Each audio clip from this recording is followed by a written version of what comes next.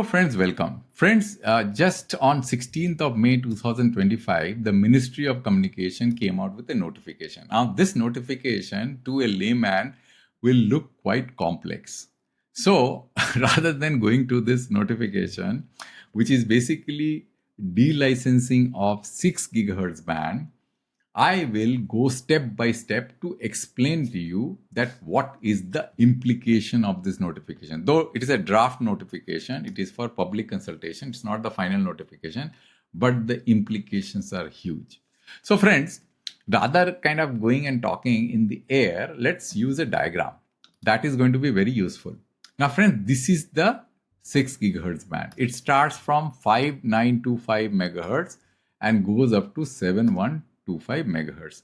Now this is a virgin spectrum band from a mobile deployment point of view or a Wi-Fi deployment point of view. There are other spectrum bands which people who are watching this video is already aware of. We have got 700, 800, 900, 1800, 2100, 2500, 2300 and 3.5 gigahertz band. These are all licensed spectrum.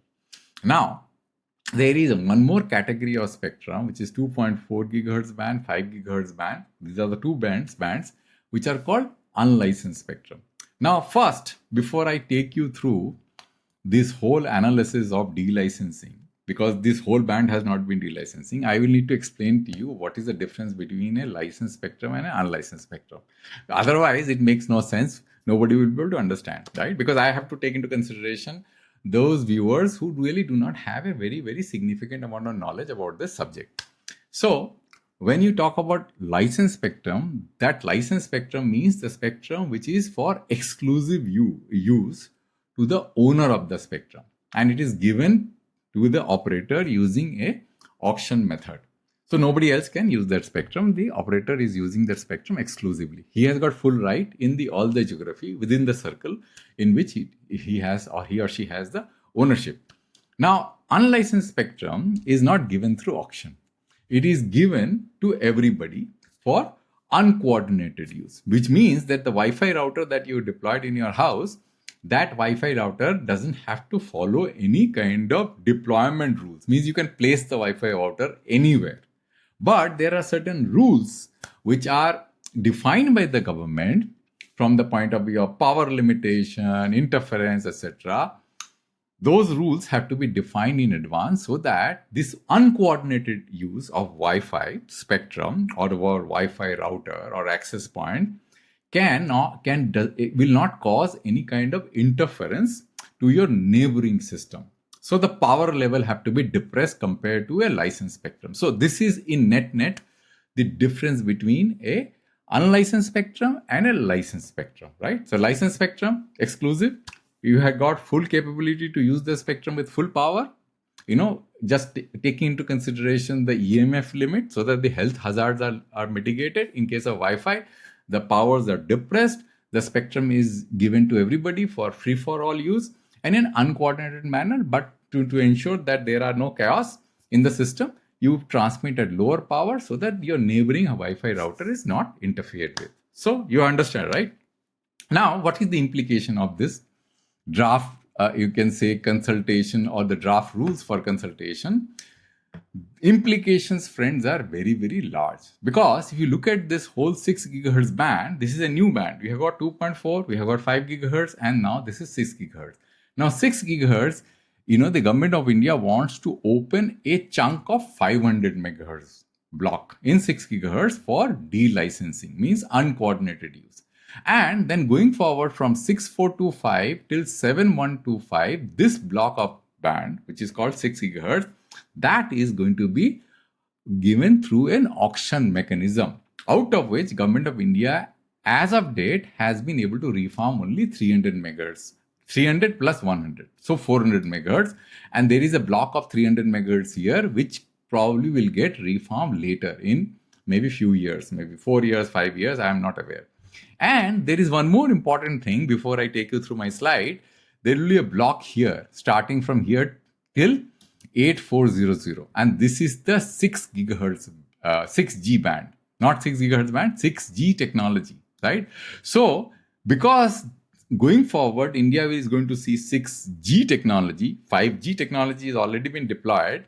It is important that the whole band is not delicensed, because what will happen is, in case of 5G technology, the block sizes which have been allocated in 3.5 gigahertz band is 100 megahertz or 130 megahertz. But when you are going to deploy 6G technology, you will be given a block of 400 megahertz or 500 megahertz for one single operator. So for that, you want a huge block of spectrum, right? So you can't really afford to delicense the whole block, which would have prevented the usage of this spectrum block for 6G in the future. So this is one simple, kind of an understanding, and we'll go into details as to what other implications are. For that, I need an anchor slide deck so that the thought process are synchronized and go step by step. So we'll go straight to the slide deck after having given you the preview. So, India's strategic use of 6 gigahertz band, why GOI decision to delicense the lower 6 gigahertz band is visionary and aligned with India's broadband strategic needs. So, this is very, very important, friends, right? So, let's go further. Now, friends, there are different versions of Wi-Fi technology. So, one version of Wi-Fi technology is called Wi-Fi 7. It is futuristic. Now, Wi-Fi 7 has not yet been deployed in India because we really don't have spectrum to harness the full capability of Wi-Fi 7 technology. Now, what does it mean, friends? Let me explain to you in simple terms. Now, for that, let me just go to a slide so that you understand what I'm talking about. So as I told you that there are licensed band and there are unlicensed band, right? So you can see this chart very clearly. The licensed band, there are less than 1 gigahertz, 3.5, then 6 gigahertz. I told you that we have 700 megahertz going to be for future.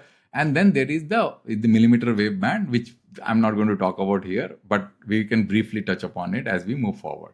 So if you add all this spectrum, the total spectrum is 5370. Now, unlicensed spectrum, I told you that we have got 2.4 gigahertz band. Then you have got 5 gigahertz band, right? Which is 600 megahertz, but only 405 megahertz will be continuous. And how it looks, you can see here. So this 2.4 gigahertz, 80 megahertz contiguous, 5 megahertz start from 5150 and goes to 5875. And you can see the 200 megahertz here, and there is a gap of 120 megahertz here, and then there is a 4.405 megahertz spectrum here, which is contiguous in a larger block size. Now, friends, let's go here and see what I mean by Wi-Fi 7 harnessing the full capability of the unlicensed block of spectrum. Now, friends, there is a new capability which has been inbuilt into Wi-Fi 7. What is that? You can use all these bands simultaneously. As of date, only one band can be used at a time by the Wi-Fi technology. And that gives it a lot of limitation because, as you know, Wi-Fi cannot use the full block of spectrum at a time. It uses a technology called frequency hopping. And therefore, there is a carrier size of 20 megahertz, 40 megahertz, 80 megahertz, 160 megahertz, 320 megahertz is chosen at a time, depending upon whether that carrier is interference free or occupied by some other access point. So, because the block size of the spectrum in a contiguous manner is 405, which is which is the largest block. Therefore, the maximum carrier size that you can use here is 320 megahertz, but 320 megahertz we will get only one slot. Therefore, 160 megahertz is the ideal choice. But friends, if you open another band, let's say having a block of 500 megahertz, then what you can do, you can actually have 320 megahertz here and 320 megahertz here, and you can aggregate this together as if that is one single band. And this capability of aggregation of two different discrete block of spectrum as if that they are a single block of spectrum, the capability has been built in Wi-Fi 7. So this Wi-Fi 7 could not have been deployed unless and until you have opened up another block of spectrum, which is 6 gigahertz band. You could have opened up the 1200 megahertz, but even the 500 megahertz is going to create a huge amount of value, because if you add 405 with 500 or you add the full block 600 with 500, you are getting a block of how much? 1100 megahertz plus spectrum. And that 1100 megahertz plus spectrum is going to unlock a huge value for Wi-Fi technology and increase the speed of Wi-Fi technology in your house tremendously. Now, friends, if you look at the IMT bands has a large block of spectrum. The spectrum, if you compare Wi-Fi spectrum after this block of spectrum gets delicensed, 1180 megahertz versus 5370 megahertz. Therefore, if you look at the bottleneck, you know that today we are deploying FWA. FWA is considered as wireless fiber. Now, if you are going to drive speeds as large as 1 gigabits per second using the CPE which is located at the top of your house, and the Wi-Fi router inside your house becomes a bottleneck, then what is the point in having so much amount of spectrum outside? And that is why this Wi-Fi spectrum which is inside your house should have capability which is at par with the spectrum which is outside your house. Otherwise, even if you are driving speeds which are greater than 1 Gbps, your Wi-Fi router inside your house will become a bottleneck. And this bottleneck is very, very significant, friends, because of this picture. Let me show you. Unlike in case of licensed spectrum, where the data throughput does not decrease so much exponentially, because you have higher power of transmission. There also the same characteristics follow, but the power transmission is much higher in licensed spectrum. In case of Wi-Fi, the power transmission is very, very less. And as you go in the higher spectrum, the aperture size of the receiver decreases. And therefore, what happens, friends, is that you are actually, as you go, farther from the Wi-Fi router, your losses increases exponentially, which you can see from 1 meter, just 1 meter from the Wi-Fi router, you are actually going to have a loss of minus 47 dB in 5 gigahertz and 40 dB in 2.4 gigahertz. Therefore, unless and until you have got huge capacity, right, in the Wi-Fi router, and if you are having your TV or your computer located 16 meter or 20 meter away from the Wi-Fi router, your throughput is going to go down significantly, and therefore you need to ramp up the Wi-Fi spectrum capability at the access point as much as you can, so that you have got full flexibility to deploy anything within the house, and you can use your computer at leisure in a different room or your TV in a different room. You don't have to create a mesh network in your house, and that is why this announcement is very, very significant. Now, friends, the question that many people will ask is that why not the full block of spectrum? Why not the full 1200 megahertz spectrum? Why 500 megahertz spectrum? I have already given a premiere. Let's go straight to my presentation, and I'll finish the presentation very quickly because this is a very simple discussion. It's not going to be a very difficult discussion. So I have already spoken about Wi-Fi 7. You may have understood it, right? So I don't want to repeat it. The future proofing of 6G is very, very important. Why? Given you a premiere in the beginning itself. See, today, friends, what is happening is that we have already used up all the spectrum in the lower frequency band and the mid frequency band. And the 26 gigahertz band, friends, today, you know that there is a possibility of deploying a technology called LBR, which I already spoke about in my video, which is almost like similar to a Wi-Fi technology. It is not going to be used by 5G because 5G FWA end devices are pretty costly. And this is my speculation, and I am quite confident about it, that with a 1 gigahertz of spectrum, with license band, with no power limitation, if you are going to use it for Wi-Fi, you will be able to drive very large speed because you are having 1 gigahertz of spectrum available, and you can drive your RF signal from the base station as well as from the device without any kind of limitations of power which are imposed on an unlicensed spectrum. So Wi-Fi is going to get used in the 26 gigahertz band. That is my speculation. So if everywhere you have got so many spectrum, right? The 26 gigahertz has been used up for LBR, and then you have got the 3.5 gigahertz has been used up. Where is a new spectrum band for deployment of 6G technology? And therefore, this is very important, because if you are going to reserve the full block of spectrum for unlicensed, then what happens is that this band, which I told you, and if you go to my slide, what is it saying? From 6425 to 8400, right, which is 1975 megahertz of spectrum, which is going to give every operator, if you have 3 operators or 4 operators, every operator's 400 to 500 megahertz spectrum is only possible if you only have 500 megahertz spectrum D license, and rest you reserve for IMT. And that is going to give you empowerment to deploy 6G technology in future.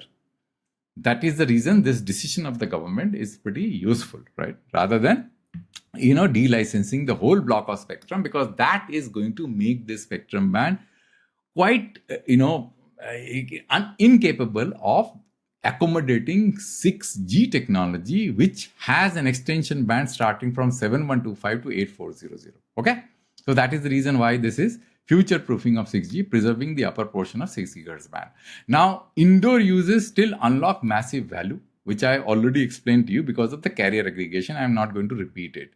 Now, protecting long-term IMT potential path by avoiding outdoor UBR. Now, the problem is that, friends, you already have the 5 GHz band for UBR, which Reliance Jio already has mentioned in their earnings call, that they are able to do 1 Gbps of data. If you see here, if you look at this down below, is what Anshuman Thakur was saying. We call it air fiber because they're like that, and it says that even UBR has the capability to do 1 Gbps of synchronous data. So they are already doing that synchronous data of UBR in 5 GHz unlicensed spectrum band. Now, if this whole band was supposed to be made opened up for unlicensed UBR, then what would have happened? This block of spectrum would have got completely wasted. You could not have, once you had deployed it for unlicensed, unlocking it and taking it and unwinding it and taking it for license would have been very, very difficult. So you will have 5 GHz for UBR, 6 GHz for UBR, 26 GHz for UBR. So everything would have become unlicensed. It will be a complete uncoordinated use. So you already have 5 GHz. You already are trying to do in 26 GHz. Right? So why then waste this block of spectrum for UBR? So by keeping this spectrum for licensed operation, this a possibility of future technology which India is working, earnestly, even working on patents, and there is Bharat 6G alliance. So this kind of makes their path future proof, and that is why I am fully supportive of the fact that this full block of spectrum has not been delicensed, because it would have been a suboptimal effort, right? So this protects the long-term potential of IMT, and uncoordinated use of spectrum, wastage of spectrum would have been avoided, because Wi-Fi is not a very efficient technology, right? For you to harness the full capability of spectrum, and this is a very vital and important spectrum, it is important to use this spectrum in a most efficient manner and deploy the most efficient technology. Now, friends, there is one more angle to it. Today, why the operators are looking for possibility to use the 26 GHz band for LBR using a Wi-Fi physical layer, because IMT is very, very costly. The end devices are costly. India's disposable income of the lowest strata of society does not resonate with the device price. But India is growing. Today it is $4 trillion economy. Tomorrow it is going to be 5 trillion. Later it is going to be 10 trillion. By that time, the disposable income of people will increase. So when 6G comes, the problems that we are facing today as regards deployment of this FWA, because people do not have the paying capacity, is going to get resolved as we move forward in time. And our universe that Gopal was talking about, that home broadband, which is 70 million or 60 to 70 million that he was talking about, can get expanded beyond that number, maybe 150 million or 200 million. So you have a huge potential, and you need spectrum to be used in an efficient manner, because when so many homes are going to use spectrum, then you can't afford to deploy Wi-Fi, because Wi-Fi is a very inefficient technology. And that is why this strategy of only delicensing 500 megahertz with the capability to do carrier aggregation with 5 gigahertz band is a very useful strategy, because you are reserving this full block of spectrum for future 6G technology, right? So the existing UBR ecosystem already is delivering. As I already tell you, Reliance Jio said that 5 gigahertz UBR can match the 3.5 gigahertz FWA performance with no need to more UBR spectrum, and 26 gigahertz LBR is already been talked about deployment. So there is no need for cannibalizing this 6 gigahertz band with UBR or any kind of uncoordinated Wi-Fi deployment. You already have 5 gigahertz band, you have got 6 gigahertz band.